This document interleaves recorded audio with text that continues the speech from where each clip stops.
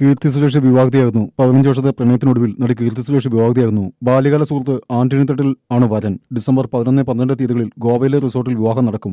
വിവാഹകാര്യം ഔദ്യോഗികമായി കീർത്തിയോ കുടുംബാംഗങ്ങളോ സ്ഥിരീകരിച്ചിട്ടില്ല. താൻ പ്രണയത്തിലാണെന്ന സൂചന അടുത്തിടെ നൽകിയ അഭിമുഖത്തിൽ കീർത്തി നൽകിയിരുന്നു. എന്നാൽ ആരെയാണ് പ്രണയിക്കുന്നതെന്ന വിവരം ഒരിക്കലും വെളിപ്പെടുത്തിയില്ല. വിവാഹാഘോഷങ്ങൾ ഡിസംബർ 9 ആരംഭിക്കും. 3 ദിവസത്തെ ആഘോഷം ഉണ്ടാകും. വിജയ്, ചിരഞ്ജീവി, വരുൺ ധവാൻ, ശിവകാർത്തികേയൻ, അറ്റ്ലി, നാനി തുടങ്ങിയ താരങ്ങൾ എത്തിച്ചേരുമെന്നാണ് വിവരം. നിർമ്മാതാവ് സുരേഷ് കുമാറിന്റെയും നടി മേനക സുരേഷിന്റെയും ഇളയ മകളാണ് കീർത്തി. സിനിമയിൽ അമ്മയുടെ വഴി തിരഞ്ഞെടുത്ത കീർത്തിയുടെ അരങ്ങേറ്റ ചിത്രം ഗീതാഞ്ജലിയായിരുന്നു. മലയാളത്തിലും തമിഴിലും തെലുങ്കിലും ശക്തമായ സാന്നിധ്യം അറിയിച്ചു. മഹാനടി എന്ന ചിത്രത്തിലൂടെ ദേശീയ പുരസ്കാരവും നേടുകയും ചെയ്തു. ബേബി ജോൺ എന്ന ചിത്രത്തിലൂടെ ബോളിവുഡിൽ അരങ്ങേറ്റവും കുറിച്ചു. ബേബി ജോൺ ഡിസംബർ 25 റിലീസ് ചെയ്യും. കൊച്ചിയാണ് ആന്റണി തട്ടിലിന്റെ നാട്. ദുബായിൽ ബിസിനസ് ചെയ്യുന്നു. ശിവകാർത്തികേയൻ, അറ്റ്ലി, നാനി തുടങ്ങിയ താരങ്ങൾ എത്തിച്ചേരുമെന്നാണ് വിവരം. നിർമ്മാതാവ് സുരേഷ് കുമാറിന്റെയും നടി മേനക സുരേഷിന്റെയും ഇളയ മകളാണ് കീർത്തി.